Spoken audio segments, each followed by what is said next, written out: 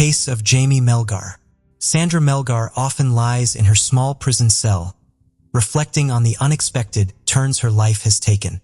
She never imagined she'd become a widow and a suspect in her husband's murder.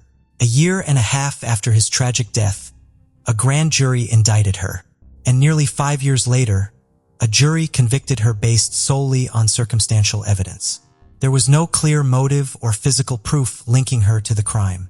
Since her husband's passing, every day has been a living nightmare for Sandra, now 59.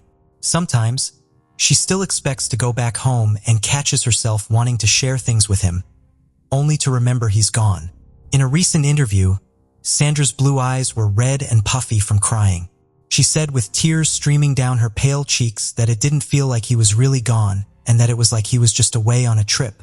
She paused, then continued that she tried not to dwell on it and knew she would see him again.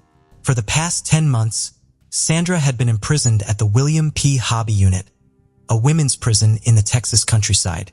Sandra maintains contact with her friends and family, many of whom still believe she is innocent. Despite the difficulties of communicating in a noisy prison environment and her soft voice, she regularly talks to her daughter, Elizabeth Liz Melgar Rose.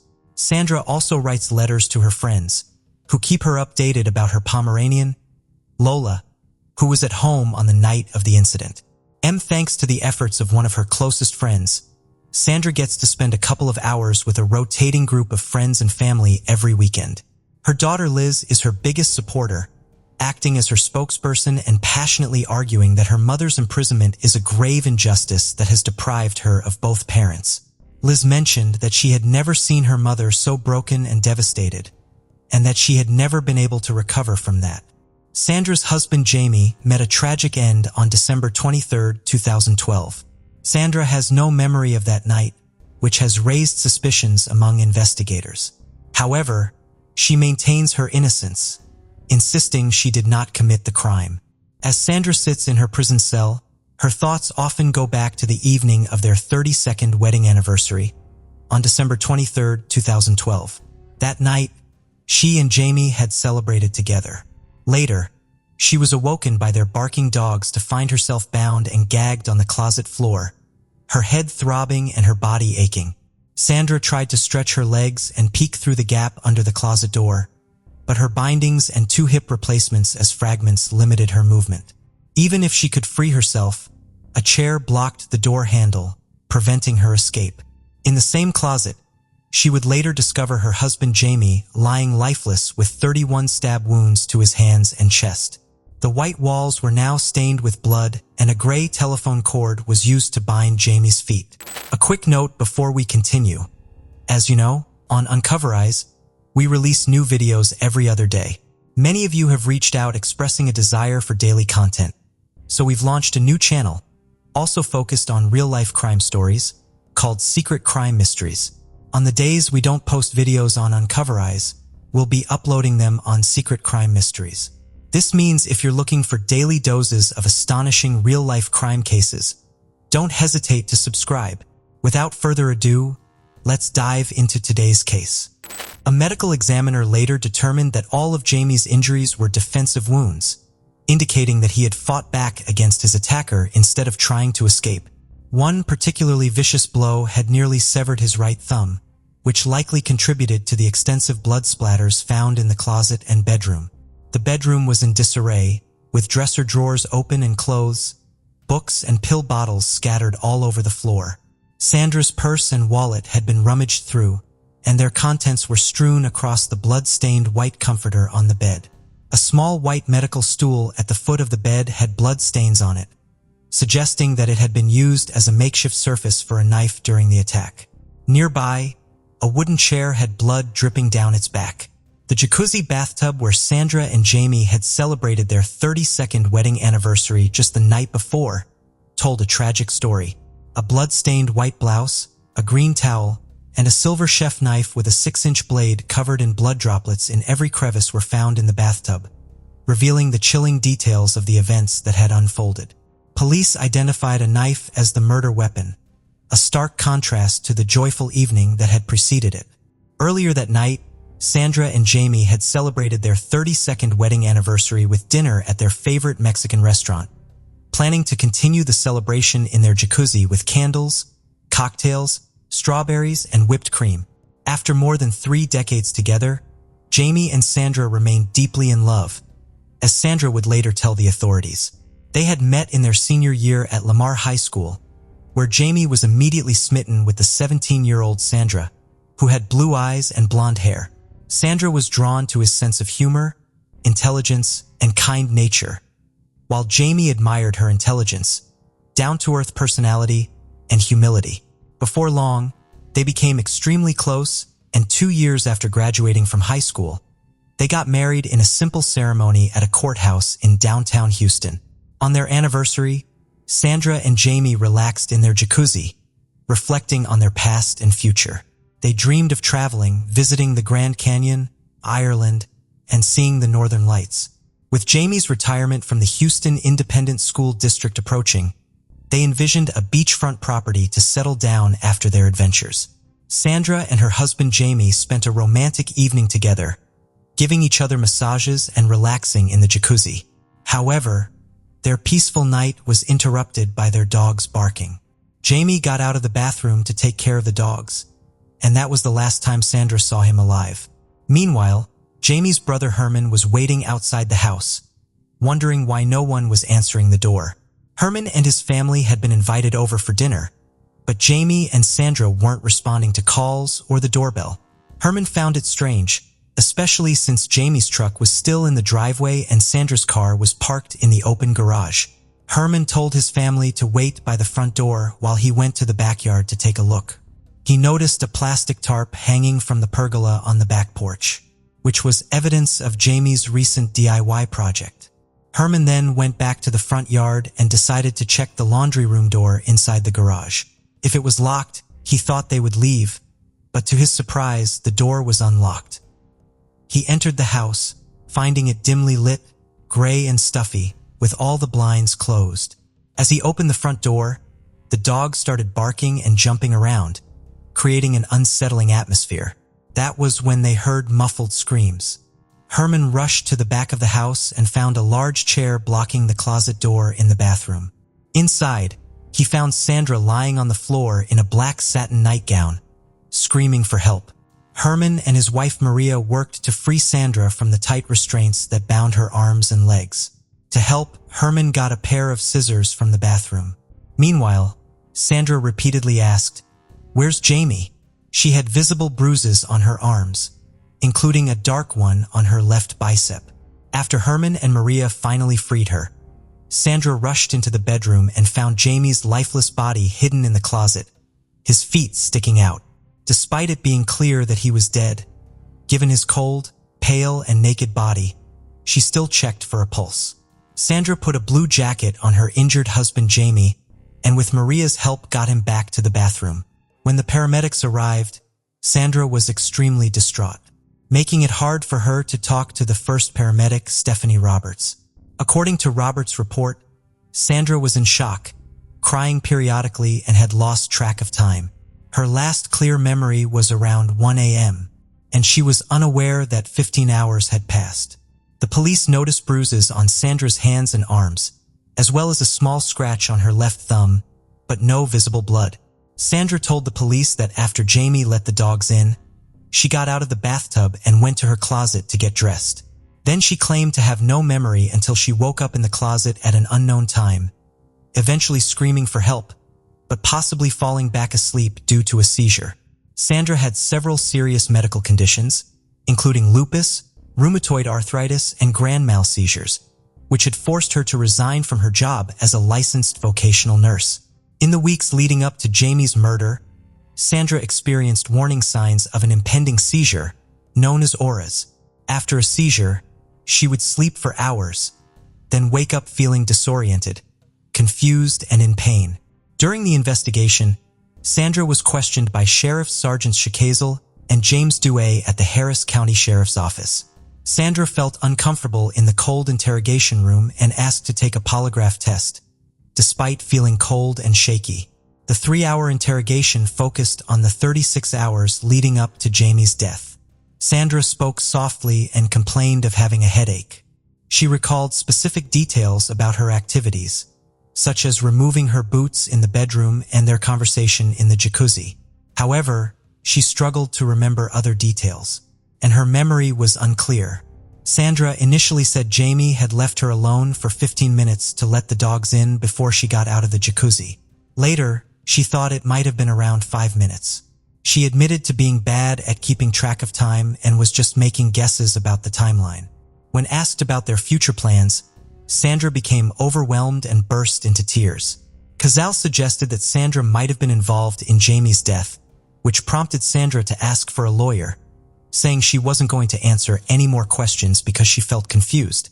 Douay asked Sandra if she would take a polygraph test, but she refused, citing concerns about her nervousness, physical symptoms, and the potential for the results to be used against her. She wanted to consult with a lawyer first. Douay seemed frustrated by her refusal, implying that it suggested she had something to hide.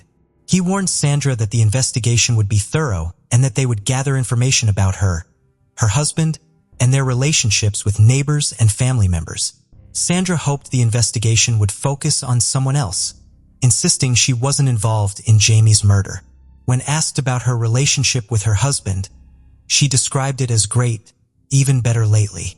As the interrogation neared its end, the detectives grew frustrated with Sandra's claims of having no memory of the events.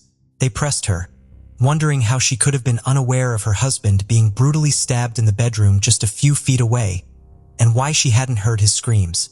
Detective Cazal implored her to help, but Sandra repeatedly denied having heard anything, covering her face with her hands. Cazal and Douay left the cold, confined room, leaving Sandra crying with her face in her hands. Later, Cazal contacted the Harris County District Attorney's Office to file murder charges against Sandra. However, the DA's office ultimately decided not to pursue those charges due to a lack of evidence. 2 days after the murder, Liz met with Cazal and Douay, telling them that various items were missing from the house, including a TV and medication. She also shared information about her mother's health issues and seizures. Unfortunately, this meeting didn't lead to any significant breakthroughs in the case. Liz continued to call the authorities, asking about the progress of the investigation, but eventually they stopped responding to her calls. A year and a half later, Sandra was quietly indicted for Jamie's murder by a grand jury.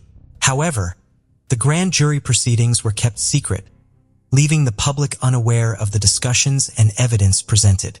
Sandra's case moved slowly, passing from one prosecutor to another over the next 3 years. Finally, it landed on Colleen Barnett's desk in May 2017. Barnett was a seasoned prosecutor with a reputation for being diligent and fair. Despite the challenges in the case, including no apparent motive, no confession, and no direct evidence linking Sandra to the crime, Barnett believed in the case. During the 13-day trial, Barnett portrayed Sandra as a calculating murderer who had planned Jamie's death. She claimed that Sandra had tied Jamie's feet with a gray telephone cord and then stabbed him with a knife. Barnett also highlighted the presence of a bag of sex toys found on the bed, which Sandra later claimed was a gag gift from a friend. Although Barnett couldn't pinpoint a motive for Sandra's actions, she presented various theories, including Jamie's life insurance policy and Sandra's supposed desire to end their marriage. Sandra's attorney, George Sechrist, presented a different perspective on the case, arguing that Sandra was a victim of investigators who had prematurely settled on a theory. He claimed that the lack of physical evidence connecting Sandra to the crime, including the absence of her blood at the scene and cuts on her hands, suggested that she was not involved. Instead, Sechrist proposed that Sandra had fallen prey to a home invasion, suffered a head injury, and was bound in her closet while intruders killed her husband. Prosecutor Barnett countered with expert testimony from Celestina Rossi, a blood spatter analyst and crime scene reconstructionist. Rossi testified that the crime scene did not match a home invasion scenario, citing the lack of forced entry, undisturbed dresser drawers, and a lit candle on Jamie's nightstand, indicating no struggle near the closet where Jamie was killed. The majority of the blood was confined to the closet with spatter on a chair, medical stool, and comforter, which Rossi attributed to the injury to Jamie's artery. Rossi concurred with the medical examiner's report that Jamie's wounds were defensive and noted his loaded handgun near his body in the closet, untouched. This evidence, Rossi suggested, pointed to Sandra's guilt. The jury deliberated for 8 hours over several days before finding Sandra guilty of murder, sentencing her to 27 years in prison. The jury foreman later explained that they did not believe Sandra was a threat to society and wanted to give her a chance to see her grandchildren. When the verdict was read, Sandra let out a shriek and nearly collapsed into her seat. The courtroom, filled with supporters who believed in her innocence, was left in stunned disbelief. As Sandra was escorted out of the courtroom, she paused to embrace her daughter, Liz, one last time. Liz was devastated, feeling that the justice system had failed her family, taking away both her parents. Sandra's supporters were outraged at Barnett, accusing her of manipulating Sandra's words, exploiting her religious beliefs, and fabricating a false narrative that led to her imprisonment. In contrast, the jury foreman stood by the verdict, believing Barnett's version of events was the most plausible. He found Sandra's story inconsistent, citing her changing account of their return home and the time Jamie spent in the jacuzzi before she retreated to her closet. He also questioned the authenticity of her seizure that night, referencing her medical records, which indicated stable seizures, and her visit to the neurologist after the murder, during which she made no mention of the alleged seizure. The foreman stated that the more he listened to Sandra's statements, the more he realized they didn't make sense. He believed the evidence pointed to her guilt, but acknowledged that the jury could be wrong.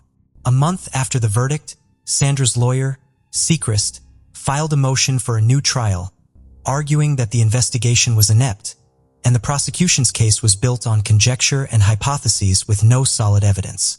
Sechrist contended that Sandra was innocent, but Judge Johnson denied the motion, setting in motion a potentially lengthy appeals process. Sandra, seated behind a glass partition, maintained her innocence, softly asserting that she did not kill her husband. When asked who might have committed the crime, she replied, "I wish I knew." She clings to hope for a future release, whether through a successful appeal or parole, which she will be eligible for in 2031, when she will be 71 years old. In the early hours of January 3, 1991, when the Seaside police arrived at Sabato Park, they discovered the body of Vicky Johnson, a 34-year-old mother of 3 lying on the sand on the playground. The police couldn't believe the sight before them. Vicky had suffered a very horrible death right in the park. She had been strangled and suffocated. Her upper torso, which held part of her clothing, was set on fire, and she had a significant amount of sand lodged down her throat, as if her head had been held in the sand. Vicky also had bite marks from the attacker all over her body, and her clothes were torn. Her murder was so brutal that it left the community of Seaside in shock for many years. Due to the crack epidemic and the high crime rate at the time, Seaside was known as a violent community. That reputation was only strengthened by Vicky Johnson's brutal murder. Her case remained cold for almost 4 decades after investigators exhausted all possible leads. In 2021, Vicky's case was reopened by the Monterey County District Attorney's Office when the Cold Case Task Force was launched. After providing additional evidence to the California Department of Justice for DNA testing, investigators were able to identify a suspect in connection with the murder after 2 years of thorough testing. Thanks to the DNA sample taken from Vicky's fingernails, authorities were able to identify her killer as Frank Louis McClure after entering the DNA into Cody's. Apparently, McClure left significant DNA underneath Vicky's fingernails while she struggled and fought vigorously for her life. Frank Louis McClure, who had lived all his life in Seaside, had a long list of crimes in his history book. His criminal history dates back to 1990 and includes assault, causing serious bodily harm, and resisting law enforcement. McClure broke the terms of his probation in 1994 by engaging in domestic violence and an assault with a deadly weapon. He received a 4-year prison term afterwards.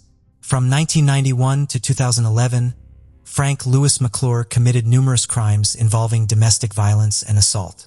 He received little time in prison and was, however, never charged for murder. It is unknown whether McClure and Vicky were romantically involved. The motive of her murder is still unknown and probably will remain a mystery since Frank Lewis McClure died at the age of 77 in 2021 in his seaside home. Regardless, Vicky Johnson's family is grateful that the murder has been solved. On September 28, 1979, 3 visitors who were out day tripping in Sugar Pine Point State Park called a local news reporter to report finding a body at a picnic area on Lake Tahoe's western coast in California.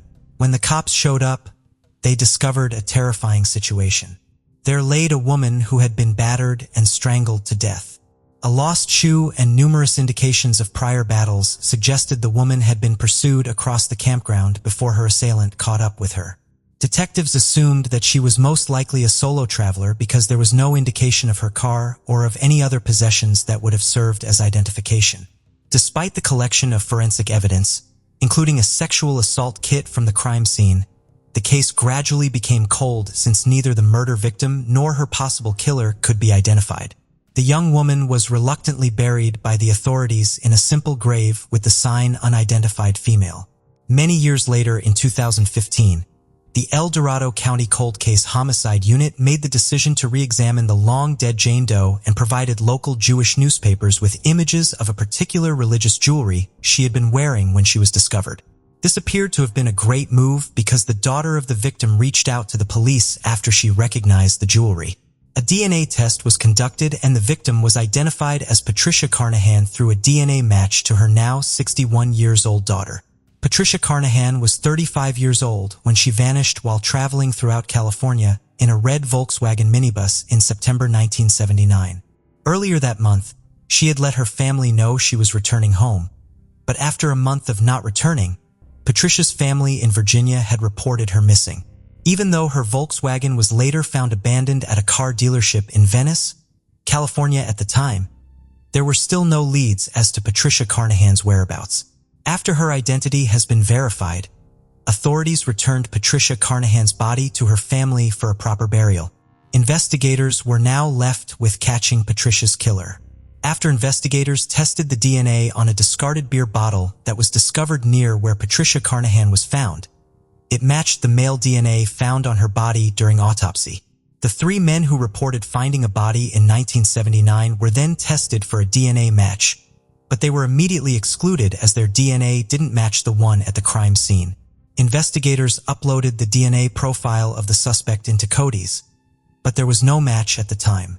In 2022, in order to deal with the state's backlog of testing rape kits, the Washington State Attorney General's office launched the Sexual Assault Kit Initiative Project.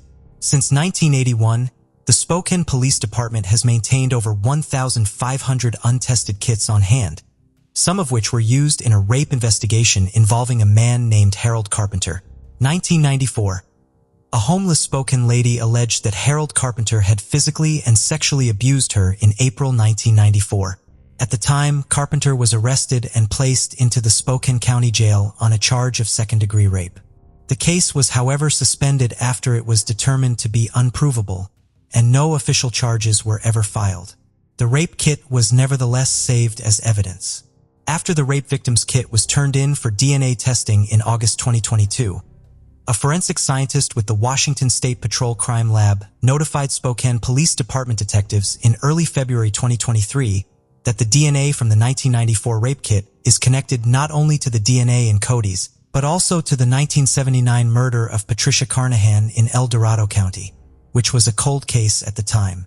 Based on this evidence, in 2023, investigators from El Dorado County arrived in Spokane to help the Spokane Police Department arrest Harold Carpenter.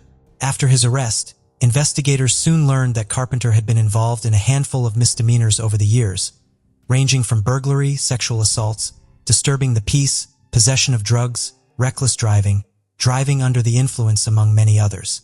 However, he was never suspected of killing Patricia Carneahan. He either got away with his crimes or served a minimum time behind bars. Carpenter made his first court appearance in Spokane in March 2023. He remains jailed in lieu of $1 million bail. In June 1980, Ann Campiglia, a native of New Jersey, vanished following a period of poor mental health. Holly had been battling with mental issues since high school, but she became increasingly erratic when she got to college. One fateful day on her way to a counseling appointment, she jumped out of her mother's car and was never seen again. All her family knew at the time was that she hitchhiked to Sacramento. After sending her family one letter, Holly stopped contacting them. Immediately after her disappearance, her parents, Augustine and Sally Campiglia, reported her missing. But unknowingly to them, her name was accidentally removed from the National Missing Persons Database. Meanwhile, in August 1980, the body of a 21-year-old woman was discovered in a cornfield off Seavers Road in Dixon, not far from the location of the current Pedrick Produce Market. She was dressed in a green wool sweater despite the summer heat and had been shot in the head numerous times. Detectives at the time had no idea that the woman's name had unintentionally been erased from the National Missing People database just 2 weeks prior. The victim and her murderer could not be identified, and so she was dubbed Dixon Jane Doe for 12 years. In 1992, when Augustine and Sally Campiglia got to know that their daughter Holly and Campiglia had accidentally dropped from the missing persons database used by law enforcement, they contacted the officials to re-add her name into the database. 5 weeks later, the Campiglias were informed by Solano County detectives that they had a match. Holly Ann was their Dixon Jane Doe. This was heartbreaking news for Holly's family. In an interview, her mother Sally sadly said, "I just kept hoping she would show up one day with grandchildren. But with each year, I'd lose a little hope." Even though Holly Ann could now be laid to rest properly, neither her family nor the police knew what had happened to her. The investigation was abandoned until 2021, when Holly Ann's relatives contacted the police to inquire about the possibility of using modern forensic methods to identify Holly Ann's killer. Investigators got to work, and a male's DNA was found after evidence samples of the crime scene were sent for testing. In 2023, investigators from the Solano County Sheriff's Office declared that they think the DNA belongs to Herman Lee Hobbs, who is currently 76 years old and serving a sentence at a prison in Chowchilla. According to research, Herman Lee Hobbs had been a violent criminal throughout his adult life. In 1969, when he was 22 years old, he was accused of carrying out more than a dozen armed robberies across the Sacramento region. Hobbs admitted to being the serial robber and consented to plead guilty after leading police on a wild car chase. However, when it was time for his sentence, the 6'5" mechanic attempted to flee the courthouse and had to be tackled and subdued by a CHP officer. Herman Lee Hobbs' time behind bars for armed robbery was brief. He was back on the streets by 1975. He relocated to Rio Linda, a street away from Terry Pata, a 13-year-old junior high school student. One day in January 1975, Terry Pata was sent home from school early due to her having nausea and a headache. She, however, never made it home. 9 days later, her body was discovered nearby, placed inside a drain pipe. She had been raped and fatally stabbed. At the time, no suspect was ever found. Years of sexual assault by Herman Lee Hobbs weren't made public until 2000. He was convicted of raping a 15-year-old girl in Yuba County that year. When Hobbs was taken into prison, his niece and daughter came forward to express concerns that he might be responsible for the deaths of numerous children. This tip led investigators to Terry Pata's long-suppressed murder. When DNA from Terry Pata's crime scene was examined, it matched Hobbs. Hobbs, who was already serving a lengthy jail sentence for rape, pled not guilty to Terry Pata's murder and was given a further 25 years to life sentence. This was just the start. That same year, some loggers discovered a woman's skull in the Yuba County foothills. Through DNA testing, the remains were identified as 29-year-old Brenda and Tucker, who vanished from her house in the area of Oroville in 1994. Hobbs was known to Brenda Tucker's loved ones. In the 1990s, he had occasionally even stayed at their home. Hobbs was accused of killing Tucker, but a court eventually dropped the charges in 2002 owing to a lack of proof. In 2023, after his DNA was a match to the DNA at Holly and Campiglia's crime scene, Solano County investigators had Hobbs moved to the Justice Center Detention Facility in Fairfield. He is being charged with first-degree murder. According to the Solano County Sheriff's Office, investigators are collaborating with other organizations in Northern California to find any additional potential victims of Herman Lee Hobbs. Case of Cody Johnson. At the age of 23, Cody was looking for a long-term partner. He confided in his friends about his desire to marry a woman who shared his values, specifically someone from a religious background. On Halloween 2011, he met Jordan, who would eventually become a pivotal figure in his life. Born in August 1991, Jordan grew up in Kalispell in a deeply religious family. She attended the Faith Baptist Church, where she worked with children and families, and her ultimate goal was to become a stay-at-home mother. When Cody and Jordan first met on Halloween, they quickly formed a connection. Although initially shy, Jordan opened up to Cody about her dreams of starting a family and her love for nature. Cody was smitten, but Jordan, who was only 20 at the time, was not ready for a serious relationship. They went on a few casual dates, but maintained a platonic relationship. However, Cody's feelings for Jordan only intensified, and he made a concerted effort to win her over. He joined her church, First Baptist, and began to socialize with her friends and community. Before long, their friendship blossomed into something more. Cody and Jordan officially started dating in November 2011, and Cody became completely enamored with her, wanting to spend all his time with her. Cody was convinced he wanted to marry Jordan just weeks into their relationship, despite her desire to remain chaste until marriage. Those close to they noticed Jordan didn't seem as invested in Cody as he was in her. While some attributed this to her shy nature, others were concerned about the imbalance in their relationship. They rarely showed affection in public, didn't hold hands, and didn't flirt. So when Cody proposed in December 2012, many of Jordan's friends were surprised she accepted. They thought she wasn't ready for marriage after just a year of dating, but they were happy for her. Jordan eagerly shared her engagement ring on Instagram, captioning the post, "He proposed. Best early Christmas present ever."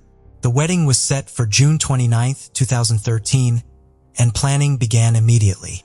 Cody was heavily involved, along with Jordan's best friend and matron of honor, Kimberly Martinez.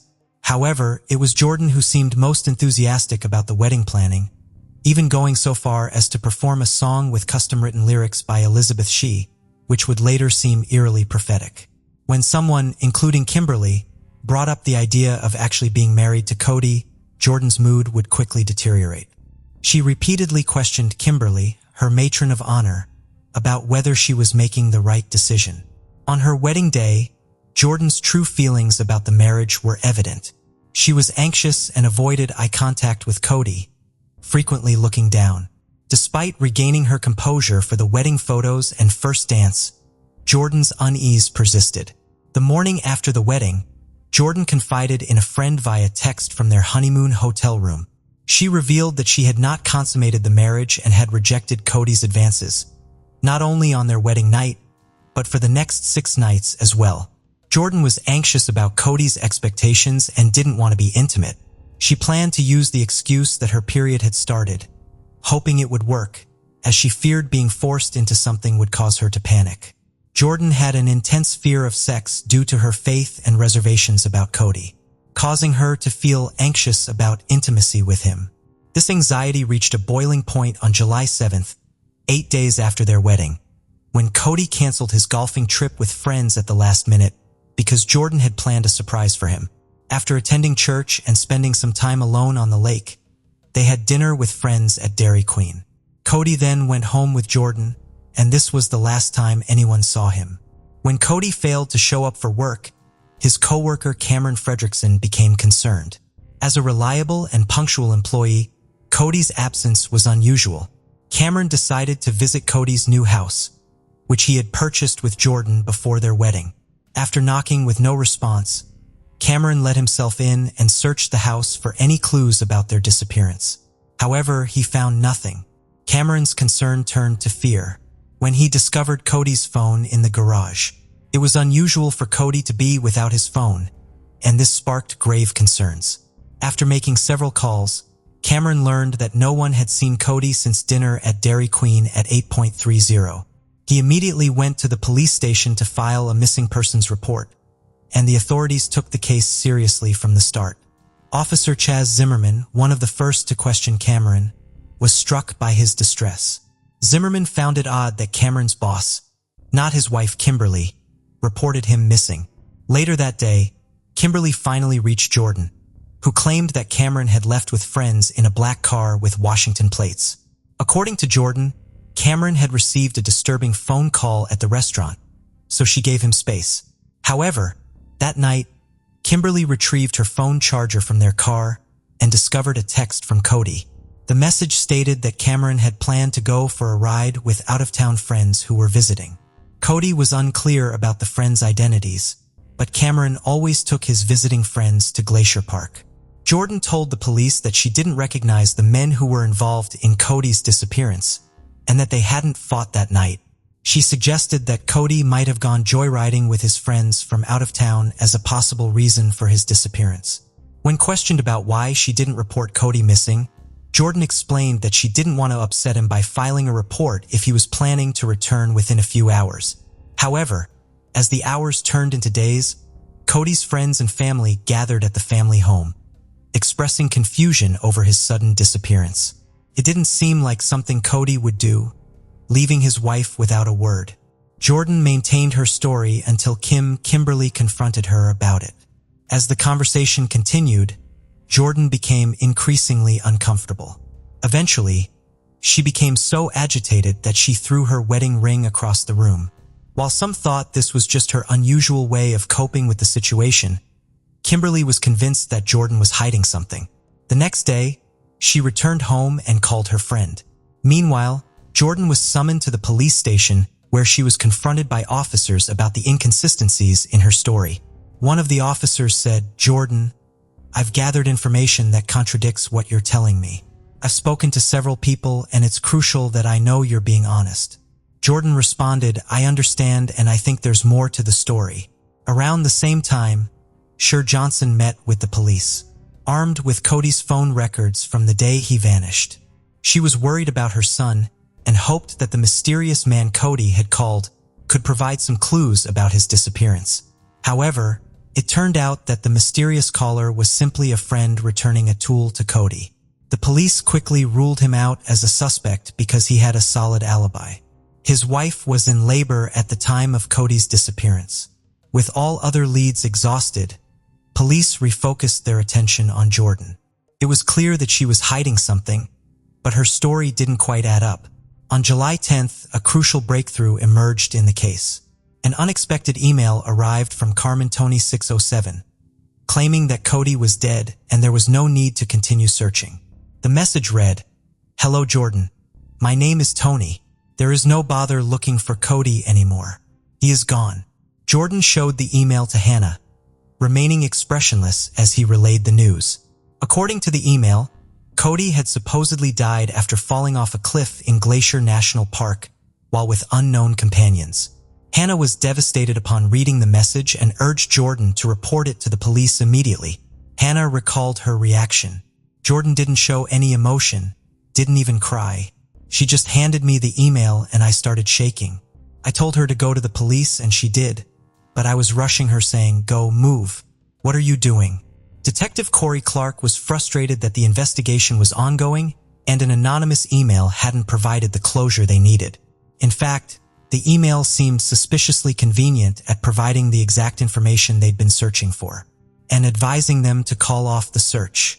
What bothered Clark more than the email's content was Jordan's reaction, or lack thereof. She seemed completely unfazed by the news, which implied her husband's death.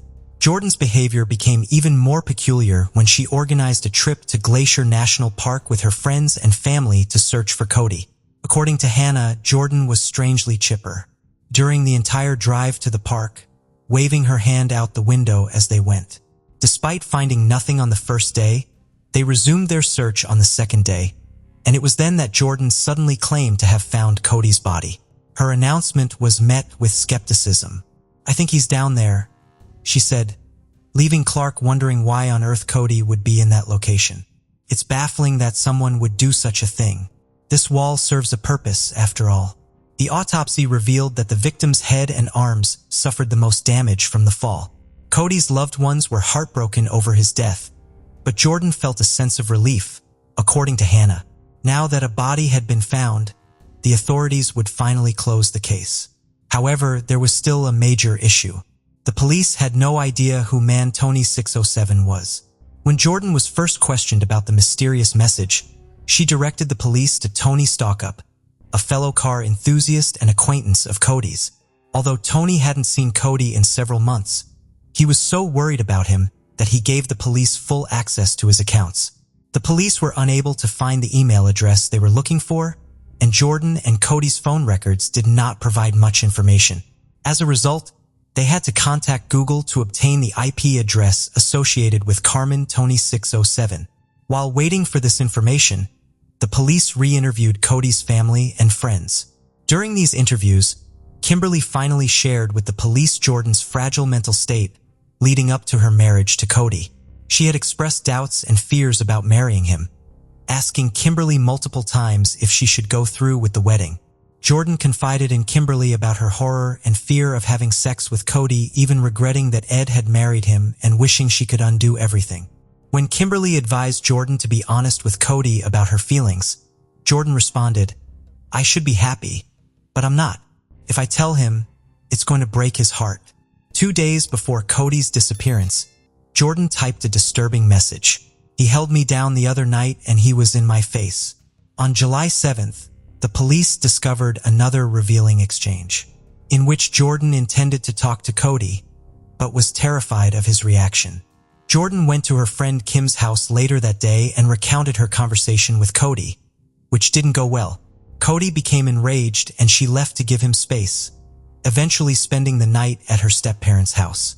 When the police learned about this, they became more suspicious of Jordan. Around the same time, they received information from Google, linked the email address Carmen Tony 67 to her stepfather's computer. Although a brief interview with each member of the Graham family suggested Jordan was behind the email, it wasn't conclusive evidence. However, cell phone records and security cameras painted a clearer picture. The records showed that Cody and Jordan's phones were in the vicinity of Glacier National Park on the night of Cody's disappearance. Security cameras even captured them entering the park at 9:17 p.m. Despite Jordan's initial denial of being with Cody that night, the evidence suggested otherwise. On July 18, 2013, the police brought Jordan in for questioning and presented her with the evidence. She broke down in tears and finally revealed her version of events from July 8th. According to Jordan, she confessed her marital doubts to Cody, leading to a massive argument. Jordan and her friend decided to take a trip to Glacier National Park and went to the Loop Trail. Jordan explained what happened next in her own words. If her friend hadn't intervened, Cody would have fallen face first down the hill. The detectives asked her, why did she turn around and push him? Jordan believed it was because her emotions were overwhelming at the time. She felt immense pressure, anger, and every other emotion, all at once. The detectives were interested in her comment about a blindfold, as they suspected a connection to a stray scarf found near the crime scene. However, Jordan didn't provide any further information, and it was eventually proven to be unrelated. Jordan claimed that Cody's death was an accident, and that she didn't plan the assault in any way. Jordan explained that she hadn't planned to kill her husband Cody. The situation escalated, and in the heat of the moment, she pushed him off the bridge. When asked about the incident, Jordan admitted that Cody had turned his back to her, facing the cliff, and she pushed him with both hands. She also confessed to creating a fake identity, Carmen Tony, and sending messages from her stepfather's house. Despite her confession, the police didn't charge Jordan that day, and she walked out of the station a free woman. However, they later arrested her at Cody's funeral on July 22nd, after she was seen texting on her phone, displaying a lack of respect that eroded any remaining sympathy for her. Rumors circulated that Jordan had killed Cody to escape their marriage without the embarrassment of divorce. Her behavior at the funeral, including texting, seemed to confirm these suspicions, implying that she was more concerned about herself than mourning Cody's death. Jordan's motives were called into question as people wondered if she ever truly loved Cody. She was arrested and charged with first-degree murder and making false statements. After reviewing the evidence, the jury added premeditated first-degree murder to the list of charges. Her trial began on December 9, 2013. From the start, the prosecution aggressively challenged Jordan's story, raising doubts and inconsistencies. They questioned why she lied to Cody's friends and family and whether she was truly remorseful or innocent. The prosecution's questioning was relentless, and Jordan's situation looked increasingly dire. The testimonies from Cody's loved ones further damaged Jordan's case, portraying her as a heartless wife who murdered her husband to avoid intimacy. Her defense team attempted to argue self-defense, but it seemed unlikely to succeed. Faced with the possibility of a worse outcome, Jordan opted for a plea deal, accepting a 30-year prison sentence without parole in exchange for the prosecution dropping the first-degree murder charge. Before Jordan was sentenced, she tried to withdraw her guilty plea when she learned the prosecution intended to pursue a charge of premeditated first-degree murder, which carried a maximum 50-year sentence. The decision was up to District Judge Donald Malloy, who had to decide whether to accept her original plea or start a new trial. On December 13, 2013, Judge Malloy sentenced Jordan Lynn Graham to 30 years and 5 months in prison. Despite Jordan's attempt to reverse her plea, her case was not reopened or re-examined. The federal prosecution aimed to set a precedent with her case, sending a message that anyone who commits murder under federal jurisdiction will face swift and severe punishment. As a result, Jordan will not be released from prison until she is over 52 years old. On February 27, 2011, a murder occurred in the village of Hyannis, which is found on Cape Cod, Massachusetts' southern coast. Todd Lampley, who was 31 years old, was fatally shot through his bedroom window. It took 12 years to uncover the truth behind Todd's murder, despite some shocking evidence that was discovered at the crime scene. Hyannis is a charming city that is tucked away on Cape Cod, Massachusetts' southern coast. This charming gem is full of history, natural beauty, and endless things to do. The serene waters of the Nantucket Sound surround the village, offering breathtaking sunset views and numerous opportunities for water sport enthusiasts. Hyannis' charming Main Street is lined with vibrant shops, art galleries, and eateries serving delectable regional seafood. For those who love history, the 35th President of the United States, John F. Kennedy, loved to spend his summers in Hyannis, and his life is chronicled in the John F. Kennedy Hyannis Museum. In addition to its cultural attractions, Hyannis is home to immaculate beaches that provide a tranquil retreat from the stress of daily life. On February 27, 2011, Hyannis, Massachusetts was calm and peaceful, with a light breeze sweeping through the streets. However, nobody realized that the tranquility of the area was about to be shattered by a heinous crime. Todd Lampley, a young father and adored member of the neighborhood, was about to pass away suddenly. As the evening wrapped up that fateful day, a worried neighbor went to see how Todd was doing. He became aware of an issue as he got closer to Todd's house. He noticed that Todd's door had been locked from the inside. The neighbor became suspicious and immediately contacted the police. The detectives showed up at the address Todd's neighbor had given them. Their anticipation and fear sent their hearts racing. Nothing could have prepared them for what they saw. They could only imagine the worst-case scenario. When they arrived, they discovered a horrific scene. Todd Lampley, a 31-year-old man, had been shot dead through his window and was found lifeless on the floor of his bedroom. The crime scene was covered in blood. It was a horrifying scene. Hyannis residents as a whole were in disbelief. How could such a thing occur in their tranquil neighborhood? The investigation that followed Todd's murder uncovered secrets, lies, and shocking revelations that left everyone in disbelief. The investigators' shock turned to curiosity as they examined the crime scene. When they started to assemble the evidence, 3 shell casings and a black cell phone were discovered at the crime scene. It was clear that Todd had been ruthlessly shot from outside his window. The investigators were left perplexed and with a never-ending stream of inquiries. In an effort to find any clues that might help them identify the murderer, they thoroughly searched the area surrounding Todd's home. No lead went unexplored and no stone went unturned. The detectives were aware that maximum attention to details is needed when it comes to cracking the case. To find anyone who may have heard or seen anything unusual on the night of the murder, detectives went from door to door and interviewed every local resident. As people told their stories, They paid close attention in order to piece together a timeline of events that would aid them in solving the case. However, when the detectives stumbled upon an odd object at the crime scene, Todd Lampley's murder case took an odd turn. Investigators discovered a sweet potato which appeared to have been used to muffle the gunshots. This sweet potato acted as a silencer. It appeared as though the murderer had been influenced by the popular HBO series, The Wire. Season 1 of The Wire features a tragic scene in which a woman is mercilessly shot and killed in her own home by a shooter who is hiding outside her window in the night. Before firing a fatal shot, the killer taps on the glass to draw her in. This terrifying scene is eerily similar to Todd Lampley's real-life murder in Hyannis, Massachusetts, where he was also shot through his bedroom window. However, this is not the only way in which the HBO series affected the murder. According to reports, in Season 4 of the same show, one of the fictitious police detectives solves a murder in which the perpetrator shot his victim to death using a potato as a makeshift silencer. The similarities between Todd Lampley's tragedy and the Wire world are unsettling and menacing, a demonstration of how honestly the show depicts life on the streets, where a similar trick was employed to conceal a gunshot. To muffle the sound of the shots that killed Todd Lampley, the perpetrator used a potato with a hole cut out in the center and placed it over a gun's barrel. Also, the cell phone that was discovered at the shooting scene was registered under the name of one of the show's characters, Marlo Stanfield, which heightens the intrigue of the case.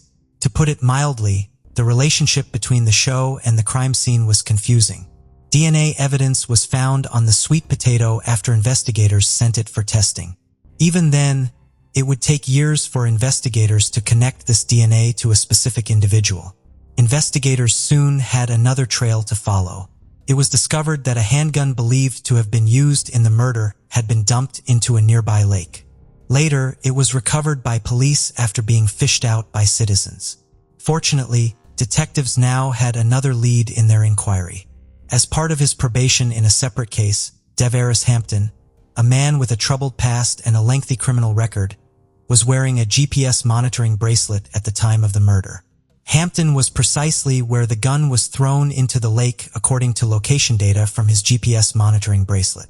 Phone records showed that Hampton and a man who was at Todd Lampley's house at the time of the murder had exchanged phone calls and text messages many times. However, strongest connection is yet to be uncovered. Detectives found evidence of a prior relationship between the victim, Todd Lampley, and the suspect, Devaris Hampton. Hampton once claimed in court that Todd Lampley was responsible for the same area murder of Jacques Sellers in July 2007. It's interesting to note that Jacques was also fatally shot through the window. It appears as though Hampton was leaving a trail of clues for detectives to follow. It was only a matter of time before justice was done, because all the evidence pointed to him. Hampton had created a web of lies and deceit around himself, but it was beginning to fall apart. In 2011, after being detained in an unrelated case just a few days after Todd Lampley's murder, Hampton remained silent and declined to answer any questions regarding the Todd Lampley case when questioned. Although it was a frustrating obstacle, the investigators persisted. They were committed to solving the mystery no matter what. Years of diligent work were finally rewarded in 2016, when DNA evidence linked Hampton to the murder. Hampton had spit some of his phlegm into a puddle, and authorities collected some of it and used it to obtain a DNA swap without Hampton's knowledge. The results were conclusive when they were returned. The sweet potato's DNA matched Hampton's spit's DNA. It was a turning point in the investigation. The pieces were starting to fit together, but even with this damning evidence, it took until February 24, 2023 to capture Devaris Hampton. For the fatal shooting of 31-year-old Todd Lampley, 40-year-old Devaris Hampton was apprehended and charged with 1 count each of murder and assault and battery with a dangerous weapon.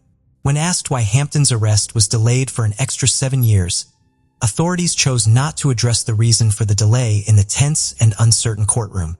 In Barnstable District Court, Hampton made his initial court appearance on February 27, 2023, exactly 12 years after the fatal shooting.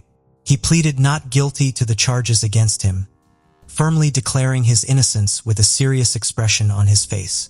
Despite the seriousness of the situation, Devaris Hampton maintained his composure and resolve, knowing that he faced a protracted and difficult legal battle. As the judge scheduled his next court appearance for April 5, 2023, the courtroom fell silent. The investigation into Todd Lampley's murder may have reached a conclusion and a suspect has been named, but it's far from over. Russell Enos, an assistant district attorney, has been coy about the delay in the case, saying only that the evidence has been evaluated. Edward Fogarty, Hampton's court-appointed attorney, has pledged to mount a resolute defense and expressed faith in his client's innocence. The case of Heidi Firkus. Heidi Marie Erickson was born on December 14, 1984 to John and Alinda Erickson and was the youngest of their 3 children and their only daughter. She was known for her playful and artistic nature and lived her life to the fullest. After graduating from high school in 2003, she continued her education at the University of Northwestern in Roseville. During this time, she was a regular attendee at Calvary Church in the city, where she had been involved since her early years. It was at Calvary Church that she met Nick Firkus, with whom she shared the role of youth group leaders, serving their community with dedication and passion. Nicholas Firkus was born on February 25, 1983, to Julie and Steve Firkus. He was a driven and ambitious young man who dedicated himself to his work as the director of operations at a reputable carpet cleaning company. Known for his well-rounded personality and strong work ethic, he had found his true match in Heidi, whom he met at their shared place of worship, Calvary Church, in 2005. At the ages of 22 and 20, respectively, Nick and Heidi made the joyful decision to take their relationship to the next level. Surrounded by their loved ones in the familiar walls of the church that had witnessed the blossoming of their love, they exchanged vows, sealing their commitment to each other. To their friends and community, Nick and Heidi's marriage appeared perfect. They shared a love for travel, biking, and their church. They often hosted dinner parties for their loved ones. Heidi had recently started working at a financial firm where her father was employed. Their bond seemed to be growing stronger with time. However, behind closed doors, a different story was unfolding. On the morning of April 25, 2010, Heidi called 911 from her home in St. Paul, Minnesota, reporting a break-in. Only 38 seconds into the call, Heidi yelled no, and a gunshot was heard. 65 seconds later, Nick used Heidi's phone to contact the dispatcher, saying, "Someone just broke into my house and shot me and my wife." Nick was overcome with grief, repeatedly crying and begging for help, saying, "Oh my Heidi, my wife is dead. Please get here." He also shouted no in despair. When the police arrived, they found Heidi unresponsive on the kitchen floor with a gunshot wound to her back. Nick was beside her, still on the phone with the 911 dispatcher, despite having been shot in the upper left leg. He was extremely upset and told the police that 1 or 2 intruders had broken into their home. According to Nick, he had grabbed his shotgun and tried to escape with Heidi through the back door, heading towards their detached garage. However, the intruder managed to take the shotgun from him and shot both Nick and Heidi. Sadly, Heidi was pronounced dead at the scene, her life cut short by the tragic events. Nick, meanwhile, was rushed to the hospital for treatment and was later questioned by the police while still in the hospital. Police asked Nick why he and Heidi left the safety of their bedroom to face the potential danger. Nick explained that they were trying to escape through the back door. After receiving medical treatment for his wounds at the hospital, Nick was released just 3 hours later and was interviewed again at the police station about the incident. Police station, Nick provided a detailed account of what happened. He recalled watching a movie with Heidi and having a glass of wine before going to bed around midnight. Nick said he woke up around 6:10 to 6:15 a.m. when he heard the screen door open and someone fiddling with the doorknob. The investigators questioned Nick about locking the deadbolt, and he admitted that he and Heidi usually made sure to lock it. But he believed he had forgotten to do so that particular night. After hearing the noises, Nick retrieved his shotgun from the upstairs closet, which he had brought up from the basement a month ago because he noticed it was starting to rust. Although the shotgun was initially empty, Nick loaded it when he heard the noises. He then woke up Heidi, instructed her to call 911, and told her to leave the house and go to the garage. where their cars were parked. Nick also shared that he and Heidi had a safety plan in place in case of trouble, which was to go to the garage where their cars were parked. Nick, who is right-handed, was holding a pair of jeans in his right hand and a shotgun in his left hand as he walked behind Heidi toward the garage. They stopped at the front door, where Heidi retrieved her wallet from a table. Suddenly, the door burst open and a tall, dark-skinned man rushed in. The intruder wore a dark hooded sweatshirt with the hood pulled tightly around his face. Nick dropped the jeans and the intruder grabbed the shotgun barrel. The two men then engaged in a physical struggle. During the altercation, the gun fired and Nick said his finger accidentally slipped onto the trigger. He believed he hit Heidi in the back, causing her to collapse immediately. They continued fighting over the shotgun, which fired again, hitting Nick in the upper thigh and causing him to fall to the ground. The intruder then fled out the front door. Nick told investigators that Heidi was unresponsive and he eventually lost consciousness. Nick told the police that his house was supposed to be foreclosed the next day, and he and his partner Heidi had planned to inform their parents and friends about their situation on the same day. According to Nick, they had fallen behind on their bills, and their house had been foreclosed on and sold to someone else. As a result, they were required to vacate the premises, but they hadn't shared this information with anyone. Their plan was to pack up their belongings on Sunday and Monday morning, leaving some items in the garage to collect later and then find someone to stay with temporarily. However, their plans were disrupted, and their peaceful home was left with an air of tragedy. The lives of Nick and Heidi were forever changed by the devastating events of that morning. The investigation continued with law enforcement securing the area and interviewing residents. None of the neighbors reported seeing anyone leaving the Firkus residence. However, one neighbor, Brendan O'Connell, who was looking after kittens in a nearby house, told the authorities that he heard an argument followed by gunfire. Nick begged for mercy, claiming a shooter had attacked him and a woman. After talking to police, Nick's lawyer hired an artist to update the sketch, details emerging, an African-American male, 40 to 60 years old. The police initially searched for an unknown African-American male intruder based on Nick's description, but found no evidence or witnesses to support his story. Despite a thorough investigation, no one was arrested or charged in connection with Heidi's death, leaving the case unsolved for many years. Years later, a surprising revelation came to light. Over 10 years had passed since Heidi's murder, and Nick had seemingly moved on with his life, marrying Rachel and starting a family. However, when financial troubles resurfaced, Rachel began to suspect that Nick was hiding something. Rachel's concerns about their financial situation and Nick's evasiveness sparked her curiosity, prompting her to investigate Nick's past. As she dug deeper, she uncovered secrets and inconsistencies that made her question everything she thought she knew about her husband and his possible involvement in Heidi's death. Rachel was unaware of the financial troubles her husband Nick was hiding, similar to those he had faced with his previous wife Heidi years earlier. Her concerns prompted her to contact the authorities, which renewed interest in Heidi's murder case. Investigators began looking into Nick's second marriage to Rachel, whom he married in 2012.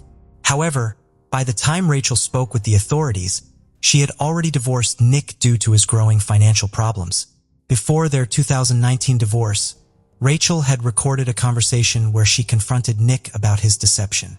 She told investigators that Nick was repeating the same patterns he had with Heidi, including failing to pay property taxes.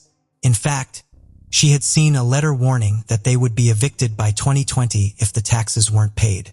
Rachel's decision to contact the police with her suspicions set off a chain of events that would once again bring the Heidi Firkus murder case into the spotlight. Sergeant Nicole Sipes, assigned to the case, listened carefully to Rachel's concerns and began re-examining the evidence. Sergeant Nicole Sykes of the St. Paul Police Department was determined to solve Heidi's murder. To uncover the truth, she made a bold decision to ask the FBI to analyze the 911 call audio recordings. She hoped to find crucial clues that could explain what happened on the night of the murder. The FBI's analysis yielded a surprising result. It found no evidence of a third person being present during the incident. This discovery contradicted the husband's earlier statement to the police, leaving Sergeant Sipes and her team puzzled. If only Heidi and her husband were in the house, what led to her death? The absence of a third person increased suspicion around the husband's possible involvement in the crime. Sergeant Sipes was more determined than ever to uncover the truth and bring justice to Heidi and her grieving family. The FBI's findings opened up a new avenue of investigation, which Sergeant Sipes was committed to pursuing with increased intensity. The investigators obtained financial documents that disputed Nicholas Firkus' earlier statements, further implicating him in Heidi's murder. Firkus' account of the events surrounding Heidi's death kept changing. Initially, he claimed that an intruder took his gun and shot both him and Heidi. Later, he said that the intruder didn't take the gun, but his own finger accidentally pulled the trigger, hitting Heidi in the back. The crime scene investigation yielded no signs of a struggle, such as overturned furniture or marks on the walls, contradicting Firkus' account. Forensic analysis of the scene also disputed Firkus' version of the shooting, particularly the trajectory of the bullet that struck Heidi. Furthermore, Heidi's 911 call made no mention of an intruder, and there was no evidence of a break-in or intruder at the crime scene. This lack of evidence led investigators to suspect that Firkus had planned to cover up his involvement in Heidi's death. As a result, an arrest warrant was issued for Nick Firkus on May 19, 2021, over a decade after Heidi's death. A SWAT team arrested Firkus at his home in Mounds View. The surprise arrest of Nick stemmed from Rachel's suspicions and the tireless efforts of Police Sergeant Nicole Sipes. This sudden development astonished many who thought the case had stalled and would never reach a resolution. As the legal proceedings progressed, the case details would be re-examined and the truth about that fateful night would gradually emerge. At the trial, Nick Firkus maintained that he was innocent and pleaded not guilty. Many of his family members, including his father, claimed to believe in his innocence, stating that Nick's love for Heidi would have prevented him from committing such a violent act. However, the jury disagreed with their assessment. On February 10, 2023, the jury delivered a shocking verdict after deliberating for 10 hours. They found Nick, person Heidi trusted most, guilty of her brutal murder. This outcome left everyone who knew Heidi in a state of shock and disbelief. The prosecution built a strong case against Nick by showing that he was facing severe financial difficulties, which they argued led him to kill Heidi to avoid shame and conflict. They questioned the truth of Nick's claim that a home invader was responsible, suggesting that he fabricated the story to divert attention from himself. The prosecution presented convincing evidence, including the lack of signs of forced entry and inconsistencies in Nick's account. Notably, there was no DNA or physical evidence to support the presence of an intruder, which raised serious doubts about Nick's story. Prosecutor Rachel Craker argued that Nick's inability to accept the truth of his financial deception led him to commit a shocking crime, sacrificing Heidi's life to preserve his reputation. In contrast, Nick's defense attorney Robert Richmond countered that it didn't make sense for Nick's financial problems to suddenly drive him to murder. Nick claimed that killing his wife would somehow boost his reputation, but this statement is illogical. After intense debates during the trial, the jury finally reached a verdict that would determine whether Nick would be held accountable for Heidi's death. The jury carefully considered the evidence, emotional testimonies, and legal arguments before delivering a unanimous verdict. Nick Firkus was guilty of first-degree murder. On April 13, 2023, the judge handed down the most severe sentence possible, life in prison without parole. Although found guilty, Nick still insists he had nothing to do with Heidi's death. He maintains his innocence even after being sentenced. When he was sentenced, Nick said, "I understand the pain and loss felt by everyone here today. Justice has been served, but it came at a great cost. A broken family, a betrayed community, and a life cut short." The verdict brought a sense of closure to Heidi's family and friends, but it also left them with the painful realization that the man they thought they knew was capable of such a heinous act. So, you must be thinking, where is Nick now? Nick is currently serving his life sentence at the Minnesota Correctional Facility, located in St. Cloud, Minnesota. Here's what drove Nick to commit the tragic act. The motive behind the killing remains unclear, but there are clues. In June 2009, Nick received foreclosure papers on their house, which was then sold at a sheriff's auction the same month. 10 months before Heidi's death, eviction proceedings began in February 2010, with a hearing scheduled for March 8, 2010. Nick attended the hearing alone.